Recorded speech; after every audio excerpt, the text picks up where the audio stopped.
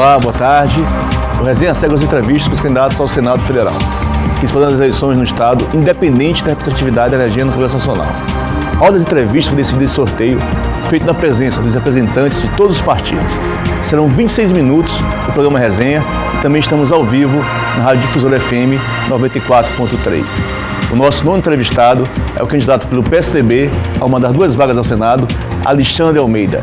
Ele tem 34 anos, nasceu em Brasília e é advogado. Boa tarde, candidato. Boa tarde, Tevaldo. Boa tarde a você que está agora nos assistindo. Quero agradecer o carinho dessa audiência. Tenho certeza que vai ser muito importante, sobretudo para você, que vai poder então conhecer minhas ideias, minhas propostas, e por que nós queremos chegar ao Senado Federal. Candidato, o seu partido tem um candidato à presidência da República, né? O Alckmin. E ele tem defendido, ele tem dito que ele vai propor, e isso está no Senado já, a alteração da lei da execução penal que autoriza a saída temporária de presos. Qual é a sua posição, sua opinião sobre a manutenção ou não da saída temporária de presos, que aí anualmente tem 35 dias de saída, 7 dias a cada momento, a cada liberação. Então, qual é a sua posição, sua opinião sobre esse tema?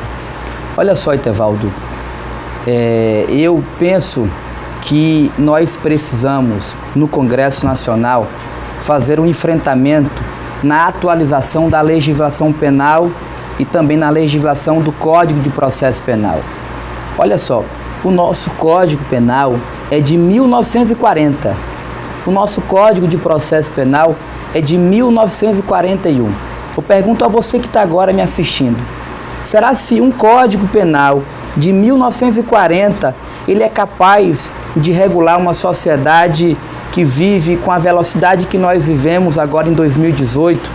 Da mesma forma, será se um Código de Processo Penal de 1941 ele é capaz de regular os procedimentos que a Justiça, que o Ministério Público, enfim, que todo o sistema judicial precisa para dar as respostas em relação às demandas que chegam no Judiciário, que chegam no Ministério Público? A minha opinião é que nós precisamos urgentemente fazer a atualização dessas duas legislações, incluindo também a Lei de Execução Penal, pois a realidade que nós temos hoje, ela merece uma atenção muito forte do Estado. E em relação ao sistema prisional, que é exatamente o que tem a ver mais diretamente com a sua pergunta, é lamentável nós termos hoje um sistema prisional ineficiente, incapaz de promover a ressocialização do preso, de maneira que é triste a gente ver, por exemplo, ainda benefícios que são permitidos pela legislação brasileira em relação a, por exemplo, eu diria a essas premiações que são dadas aos presos no Brasil. Então nós precisamos sim enfrentar essa questão e eu sou a favor que nós atualizemos toda a legislação penal e também do Código de Processo Penal para a gente dar mais respostas eficientes a esse quadro de criminalidade que nós temos hoje no Brasil. Candidato, uma outra proposta, um outro PLS no Senado é o que tipifica como crime hediondo, apropriação ou desvio de recursos do programa Bolsa Família e de recursos ligados à alimentação escolar. Qual é a sua opinião sobre esse projeto de lei? Eu sou muito a favor de toda pena máxima para o corrupto.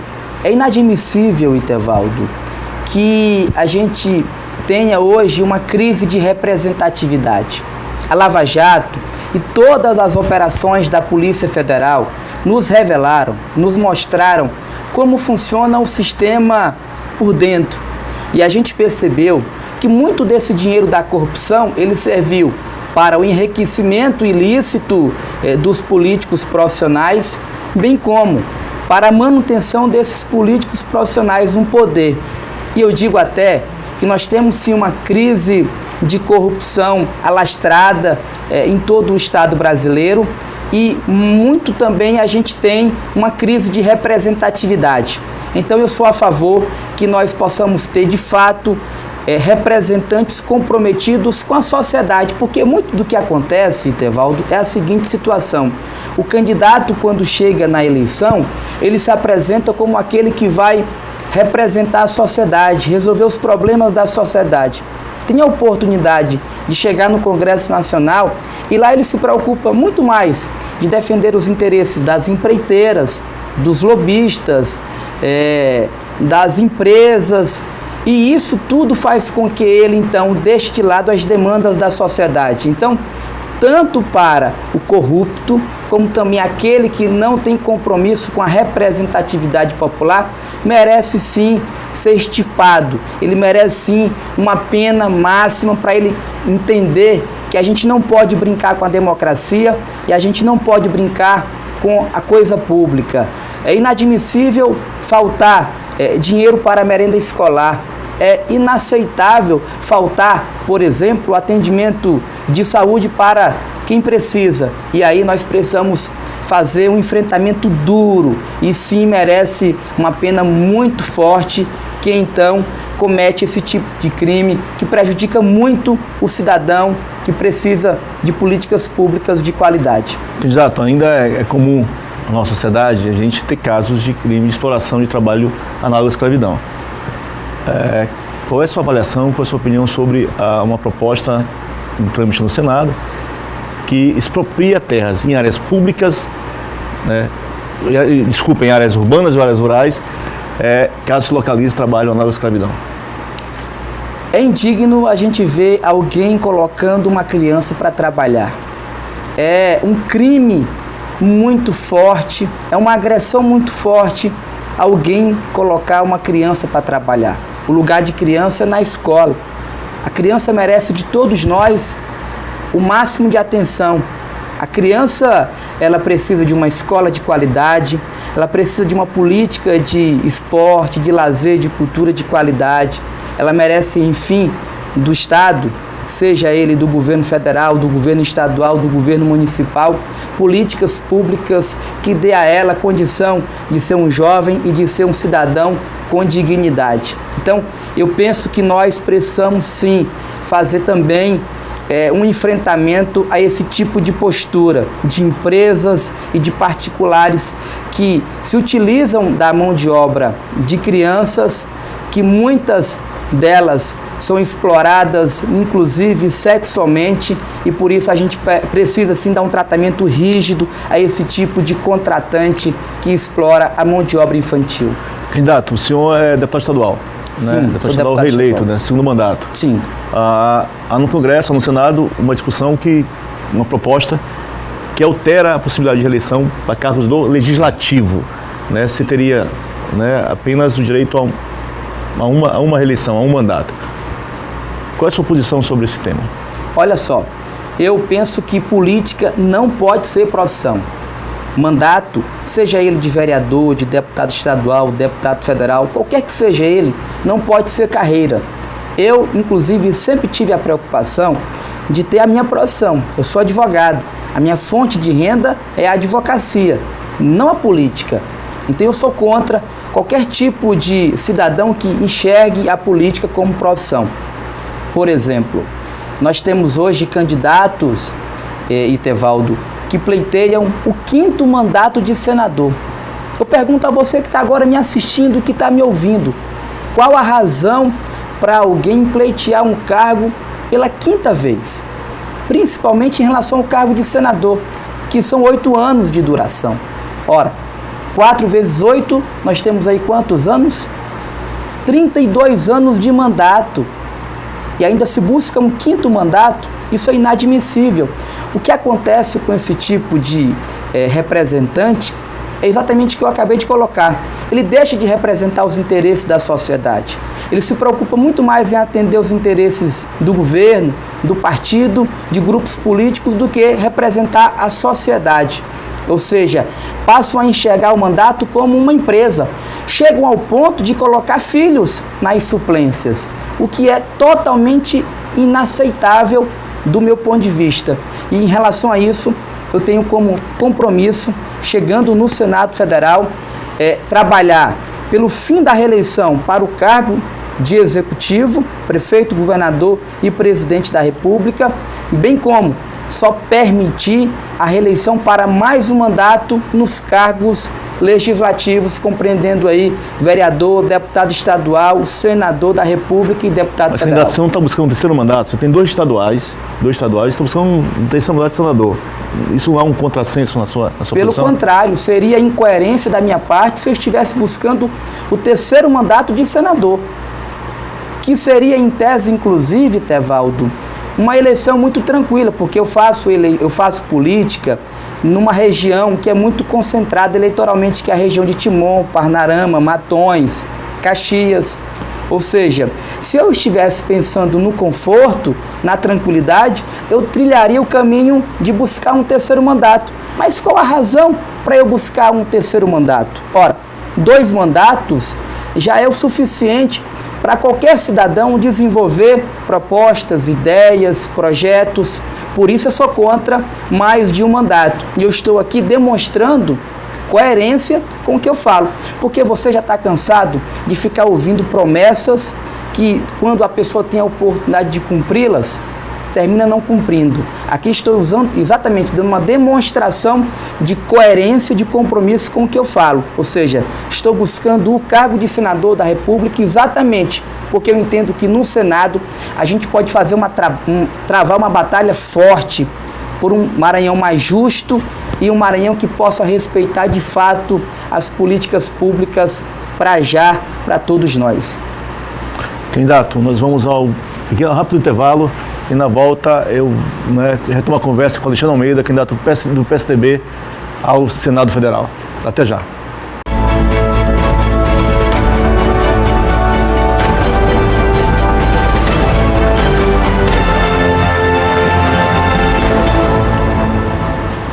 De volta ao vivo com o programa Resenha das eleições e também na Rádio Difusora FM 94.3. Aqui no estúdio, candidato ao Senado pelo PSDB, Alexandre Almeida.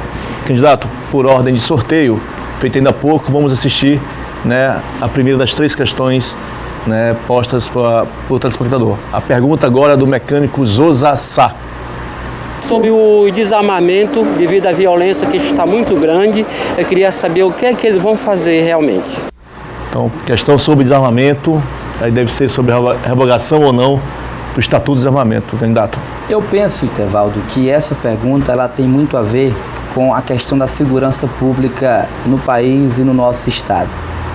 Eu, inclusive, tenho uma proposta que é nós municipalizarmos a segurança pública no nosso país. Não faz sentido a gente não incluir o município dentro das competências para fazer esse trabalho de enfrentamento a esse problema grave, sério que nós temos hoje no Maranhão e no Brasil. Agora, não basta apenas dar competência para o município, não basta apenas incluir o município no rol daqueles que tenham responsabilidade em relação a essa questão. Precisamos também dar aos municípios condição financeira para ter uma atuação eficiente. E dentro da nossa proposta, nós estamos também propondo, por exemplo, a diminuição do Estado, sobretudo a diminuição do Congresso Nacional. Eu defendo a diminuição de 1/3 do Senado Federal, bem como 1/3 da Câmara dos Deputados, para, consequentemente, a gente ter recursos para viabilizar a ampliação da competência da segurança pública aos municípios. Ou seja, eu penso que não tem razão nós termos 3 senadores para cada estado no país. Não vejo razão nós termos 513 deputados federais lá na Câmara Federal. E essa minha proposta, ela repercute também nos estados e no município. Qual a razão de nós termos 42 deputados estaduais aqui no Maranhão e diversos vereadores nas câmaras municipais? Então eu penso que nós precisamos viabilizar recursos para viabilizarmos a competência dos municípios em relação à segurança pública. E dentro dessa nossa proposta, nós entendemos que a gente vai ter condição de desenvolver um trabalho muito forte de enfrentamento à criminalidade. Mais do que isso, nós precisamos enxergar o problema de segurança pública também do ponto de vista social. Porque olha o que muito acontece no nosso estado e no país. A falta de políticas públicas de esporte, de lazer, de cultura, de qualificação de mão de obra da nossa juventude e, consequentemente, a falta de emprego, faz com que o jovem termine ficando numa esquina. Lá ele encontra um outro jovem e, infelizmente, quem chega em seguida é o crack, é a maconha. E muitas vezes o jovem, por curiosidade, ele termina conhecendo a droga. E o próximo passo é ele estar na dependência química. E ele, dependente químico, sem condição de manter o seu vício, o que é que ele vai fazer? Ele vai roubar, ele vai furtar. Por isso que aumentou significativamente a quantidade de crimes contra o patrimônio aqui no Brasil e, consequentemente, no Maranhão. Ou seja, quantas motos são furtadas diariamente, são roubadas diariamente aqui no nosso estado?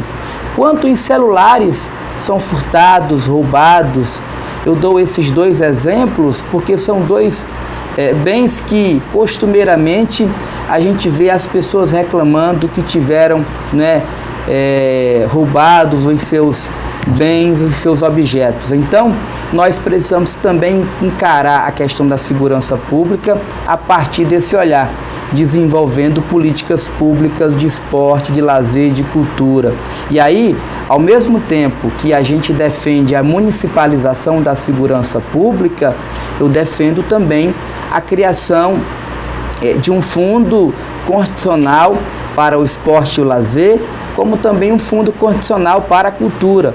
E de onde vem esse recurso que eu aqui defendo para suprir esses dois fundos? Eu defendi agora há pouco a diminuição do Estado. Eu também defendo um novo pacto federativo. De todo o tributo que nós pagamos hoje no Brasil, 64% dele fica com a União, 23% com os estados e 13% fica com os municípios. Ora, se tudo acontece no município, saúde nós precisamos nos municípios, educação, esporte, lazer, segurança. Se tudo acontece no município, não é coerente, não é correto, não é justo apenas 13% desses recursos que são recolhidos a título de tributos no país ficarem com os municípios.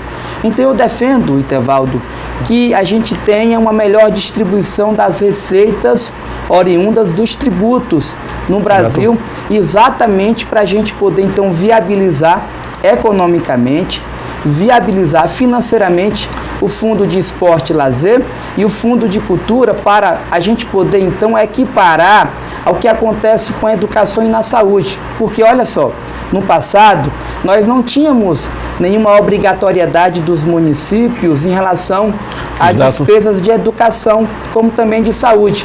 Aí surgiu o Fundo de Manutenção da Educação Básica, que antes era o Fundef e hoje é o Fundeb, e da mesma forma passou a existir o Fundo de Saúde, ou seja, hoje cada município tem no mínimo uma obrigatoriedade em relação às despesas de educação e saúde. E aí esse fundo de esporte e lazer, esse fundo de cultura, também terão condição de alimentar as políticas públicas de esporte, de lazer e de cultura para a nossa juventude. E seguramente, Tevaldo, essas políticas públicas irão dar uma vida digna para a nossa juventude, irão dar uma vida mais justa e com qualidade para a nossa juventude. E dessa forma a gente vai tirar significativamente os jovens que hoje nós infelizmente temos na criminalidade. Candidato, vamos lá, a segunda pergunta feita pelo Antônio Cardoso. Eu queria saber qual é o plano dele de senador, né, para melhorar o emprego e a renda do povo. Emprego e renda, Alexandre. Olha só, muito do desemprego que existe hoje no Maranhão e no Brasil é consequência da crise econômica. E muito da crise econômica no Brasil, ela se dá pela crise política. Crise esta que muito é alimentada pelos políticos profissionais, que preferem defender interesses de partidos, de governos, do que defender os interesses da sociedade. Então eu penso que nós precisamos enfrentar no Senado Federal a questão de uma reforma política para a gente viabilizar a volta do crescimento do nosso país, e o nosso país crescendo economicamente, a gente vai ter então desenvolvimento, renda, emprego para a nossa população. Porque olha só, Itevaldo, o que a gente está assistindo aí no Brasil, infelizmente, sobretudo com esse governo atual, governo federal que está envolvido em muito da corrupção que existe no país, ele termina tirando os investidores em relação a fazerem investimentos de indústrias, de logísticas, e isso termina atrofiando a nossa economia. Então eu penso que a gente precisa enfrentar a crise política fazendo uma reforma política de verdade, de maneira que a gente possa então dar segurança à nossa economia. Candidato, a terceira e última pergunta feita pelo Leandro Leda. O que você acha da abordagem do tema de sexualidade dentro das salas de aula? Eu penso que essa pergunta tem muito a ver com a ideologia de gênero. O que diz a ideologia de gênero? Ela diz que a sexualidade ela é definida pela sociedade. Com todo respeito, eu não penso assim. Eu penso que cabe às escolas dar informação, cabe às famílias, às instituições, sobretudo religiosas, dar formação familiar e religiosa. Então eu sou contra a ideologia de gênero, porque eu não consigo entender que a sexualidade ela é definida pela sociedade. É essa a minha posição. Candidato, você tem dito em campanha que você não faz a velha política e você é a nova política. Mas o senhor é candidato, sua candidatura pelo 5º ou 6º partido com o senhor afiliado. Isso não faz, não contrassenso em relação ao que o senhor define como velha política e a nova política? É vergonhoso, Itevaldo, a gente ter no Brasil mais de 32 partidos. Infelizmente, os partidos no Brasil, eles não têm compromisso programático nenhum. Infelizmente, você não tem democracia partidária. Ora, você pode me perguntar, Alexandre, você estava no PSD e você agora está no PSDB. Qual a razão para essa mudança? Muito simples e muito direta. Apenas o PSDB me deu a oportunidade de ser candidato a senador da República. Se eu estivesse no PSD, eu teria obrigatoriamente que disputar um cargo de deputado estadual ou, no máximo, deputado federal. Ora, se eu penso que a política não é profissão, se eu sou contra 3 mandatos no legislativo, então eu penso que não seria compreensível eu ficar no PSD. Por isso eu fui para o PSDB. E aí, falando dessa questão, Itevaldo, a gente precisa enfrentar isso, porque é um problema seríssimo que nós temos no Brasil. Eu pergunto a você que está me assistindo, a você que está me ouvindo, qual a razão para o Brasil ter 32 partidos políticos? O senhor tem agora 2 minutos para as considerações finais. Já? Já. Olha só, eu quero agradecer essa oportunidade. Eu quero dizer que nós estamos muito perto de tomar uma decisão muito importante. E eu convido você para travar uma batalha por um Maranhão justo e para já. Eu tenho certeza que você pensa assim como eu. Não dá mais para a gente ficar esperando os velhos políticos profissionais corruptos prometendo o que nunca entregaram. A gente tem agora a oportunidade de fazer uma nova política através de uma nova consciência, porque eu penso, assim como você, nós precisamos de saúde agora, precisamos de educação para nossos filhos hoje, precisamos de segurança pública agora. Por isso eu defendo que o Maranhão é para já. Não dá mais para a gente ficar esperando tudo acontecer no futuro, porque nunca aconteceu, e mais do que isso, a gente vive no presente. Então eu defendo o Maranhão para já. E mais do que isso, eu quero convidar você que está pensando em votar branco, nulo, não votar. Avalie bem, no Brasil, ganha a eleição quem tem a maioria dos votos válidos. E se você não for votar, se você for votar em branco ou no nulo, você vai facilitar a permanência dos velhos políticos profissionais corruptos, pois eles precisarão de muito menos votos para se reelegerem, para se manterem no poder. Por isso eu convido você a votar numa nova consciência, a votar em um candidato que aqui está com muita transparência dizendo o que pensa. O meu número é 456. Sou o candidato a senador mais jovem do Brasil, mas não quero ser conhecido no Brasil como o senador mais jovem da República. Eu quero ser conhecido no Senado como o maranhense que chegou no Senado e foi capaz de implantar uma política responsável com você que tanto espera de todos nós. Ok. O Resenha das Eleições termina agora. Agradeço ao Alexandre Almeida, candidato do PSDB ao Senado. Amanhã eu recebo aqui, TV Difusora, o Edson Lobão, candidato do MDB ao Senado. Até lá, uma boa tarde a todos. Valeu.